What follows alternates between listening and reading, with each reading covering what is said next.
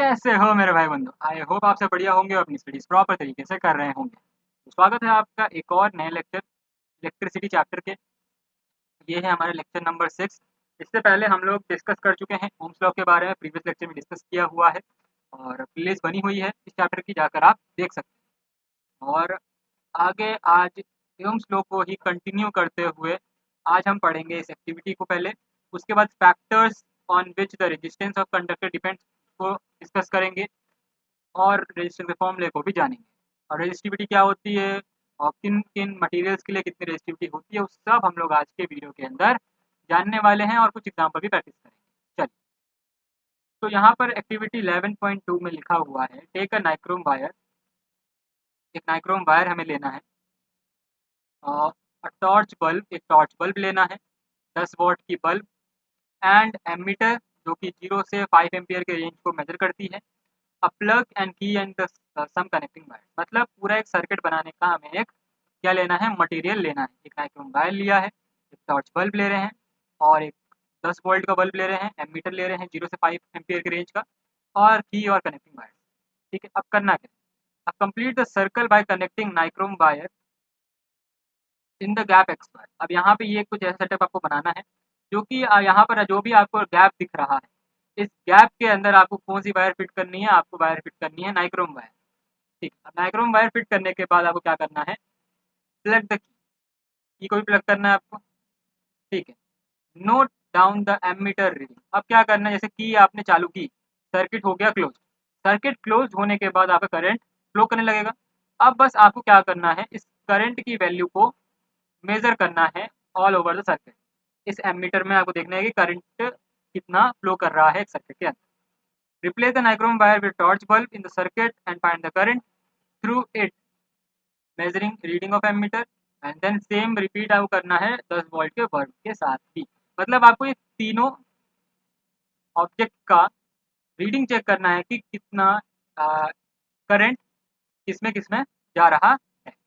ठीक है, अब आपको ऑब्जर्वेशन अपनी नोट करनी है। ठीक है, अब ऑब्जर्वेशन देखते हैं क्या आया। अब in this activity we observe that the current is different from different component. अलग अलग कंपोनेंट के कारण अलग अलग क्या आएगा, आपके पास करंट की वैल्यू आएगी। वाई डू दे डिफर, क्यों इतना डिफरेंस आ रहा है। Certain components of the easy path of an easy path the flow electric current while other resist the.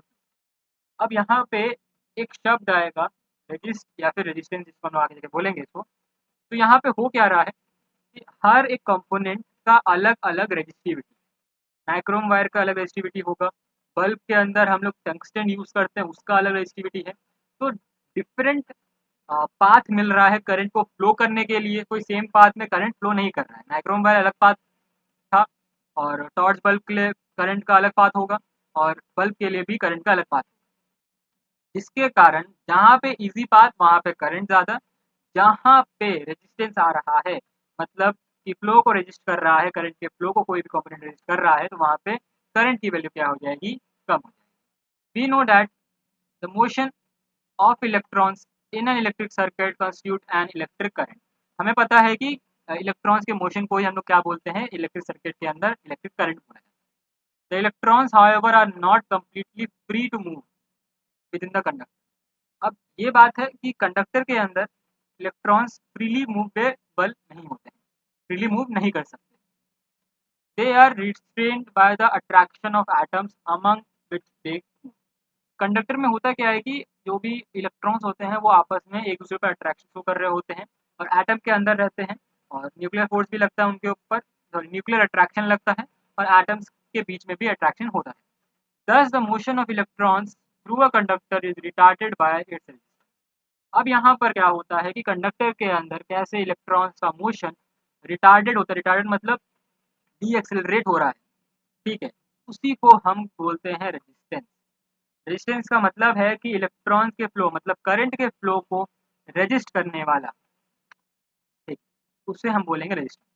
A component of a given size that offers low resistance has a good conductor. ऐसे conductor जो कि low resistance हो, जिनका resistance बहुत ही कम हो, तो they are good conductor. This means they conduct electricity very nicely. ठीक है, a conductor having some appreciable resistance is called resistor. अब यहाँ पर बात आती है रेजिस्टेंस के अंदर रजिस्टर क्या होता है। अब रजिस्टर ऐसे कंडक्टर्स होते हैं जो कि some amount of resistor show करते हैं और इलेक्ट्रॉन को भी पास जाने देते हैं, बट करंट उनके थ्रू थोड़ा सा कम हो जाता है। ठीक है, a component of identical size that offers even higher resistance, जहाँ पर हायर रेजिस्टेंस आपको मिलेगा वहाँ पर they are very poor conductor of electricity. ठीक है, तो यहाँ पे कंडक्टर के केस से हमें बता दिया है insulator are not at all a good conductor because they are resisting the electricity very nicely। ठीक है, तो insulator they have very high resistance. ठीक है, तो वहाँ पर आप इनको क्या कर सकते हो, इग्नोर मार सकते हो। हम लोग कंडक्टर यूज़ करते हैं इन द एक्सपेरिमेंट्स, या फिर हम लोग कोई भी एक्सपेरिमेंट कर रहे हैं, कोई भी एक्टिविटी कर रहे हैं, वहाँ पे हम लोग कंडक्टर का यूज़ करते हैं। अब बात करते हैं कि ये रेजिस्टेंस किन किन फैक्टर्स पर डिपेंड करता है। अब भाई रेजिस्टेंस अगर है किसी भी कंडक्टर के अंदर, तो वो इलेक्ट्रिसिटी को रजिस्ट कर रहा है, तो वो किसी फैक्टर्स पर डिपेंड करेगा ना, लेंथ पर, एरिया पर, ठीक है, और उस मटेरियल की रजिस्टिविटी पर। तो उन सब चीज़ों के बारे में हम लोग देखते हैं। ठीक है, अब यहाँ पर भी हमारे पास रेजिस्टेंस जिस पे डिपेंड करता है उसके लिए एक एक्टिविटी है, आप इसको अच्छे से रीड कर लीजिएगा। हम बढ़ते हैं आगे।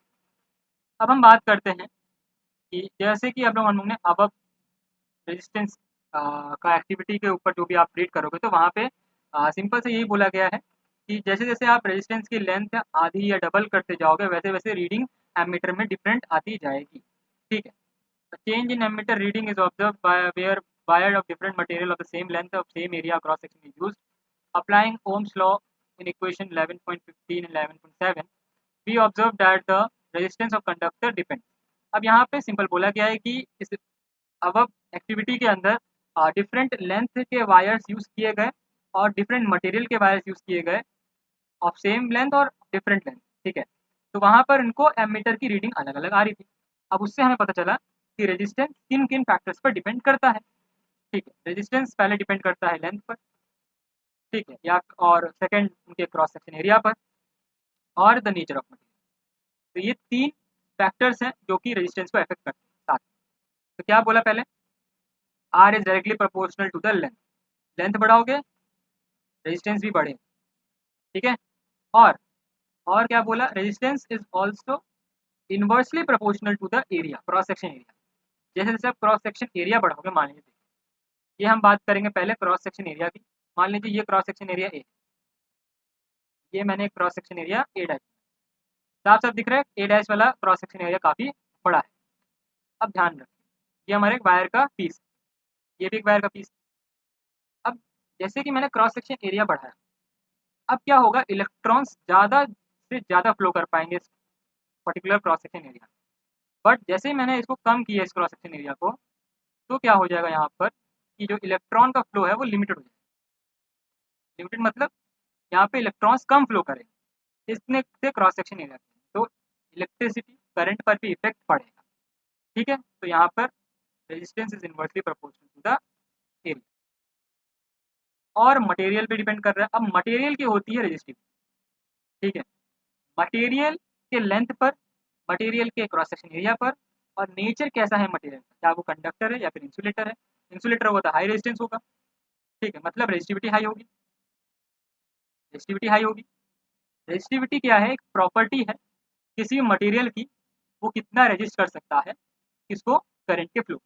ठीक है, अब precise have shown that resistance of a uniform metallic conductor is directly proportional to its length, inversely proportional to cross section area, and is ये। ठीक है, यहाँ पर जब भी आप क्या करोगे, क्रॉस सेक्शन एरिया के इन्वर्सली प्रोपोर्शनल है, जैसे प्रोपोर्शनलिटी का साइन हटाओगे आपके पास रेजिस्टिविटी का सिंबल आ जाएगा, इसको हम लोग बोलते हैं रो।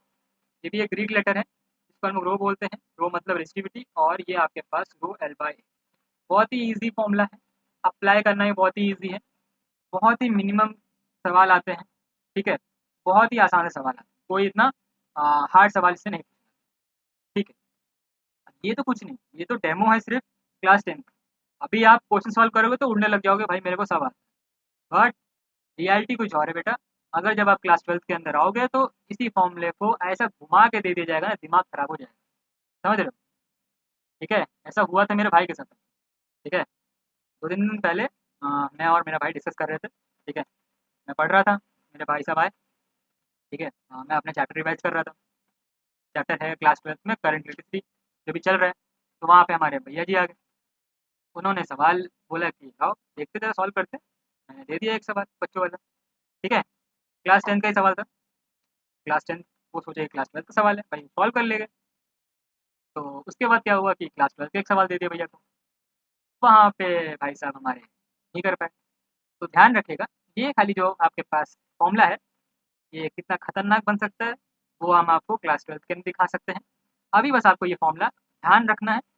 इसका अगला वर्जन आप क्लास 12 में जब आओगे तब आप देखें।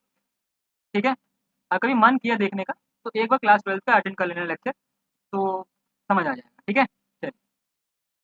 Where rho is the constant of proportionality and is called the electrical resistivity of material of the conductor.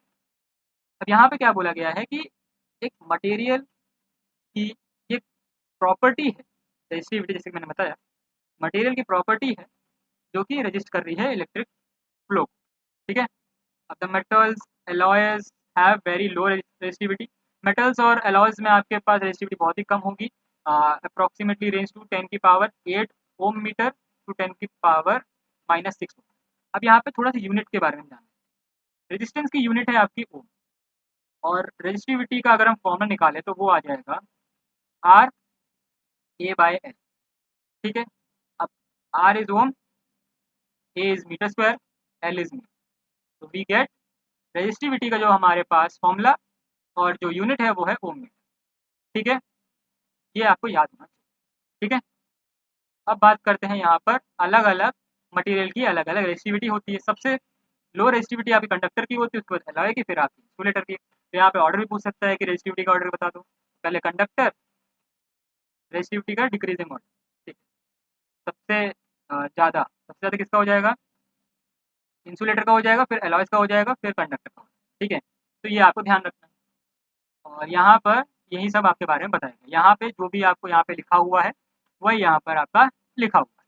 ठीक है, तो यहाँ पे सिल्वर से लेकर पेपर तक का हमारे पास मटेरियल का रेजिस्टिविटी यहाँ पे दिया हुआ है। एक बार आप इसको चेक कर लीजिएगा और देख सकते हैं यहाँ पर कि सबसे ज़्यादा रेजिस्टिविटी किसका है? पेपर का। तो आप ध्यान रखिएगा, सबसे कम और सबसे ज़्यादा वाले का याद कर लीजिएगा, ताकि कभी भी अगर मान लीजिए क्वेश्चन बन गया तो आप सॉल्व कर पाओ, या फिर अगर आपके पास कोई भी लिखने को डेटा ना हो तो आप ये चीज़ें अगर ध्यान रहेंगी तो आप अच्छे से आंसर नोट डाउन कर पाओ। ठीक है, अब यहाँ बात की गई है टंगस्टन। टंगस्टन इस टाइप का क्या है? आपका एलॉय है, जो कि आपका electric bulb, copper, where copper and aluminium are generally use for electrical transmission line. तो यहाँ दिख सकता है टंगस्टन, कॉपर, एल्यूमिनियम और सिल्वर। तो that's it for today's lecture. तो आई होप आपको आज का लेक्चर समझ आया होगा। अगर समझ आया है तो चैनल को कर दीजिए सब्सक्राइब और वीडियो कर दीजिए लाइक और शेयर। मिलते हैं आपको नेक्स्ट लेक्चर में, तब तक के लिए आपको ये एग्जाम्पल्स प्रैक्टिस करने होंगे इसी फॉर्मूले के ऊपर, और अगर नहीं आते तो मैं आपको बताऊंगा। ठीक, वैसे भी बहुत ईजी है। ठीक है, एक बार नज़र मार लीजिएगा, और अगर नहीं आते तो we will definitely solve it today. ठीक है, साथ में सॉल्व करेंगे। तो मिलते हैं आपको नेक्स्ट लेक्चर में, तब तक के लिए बाय बाय।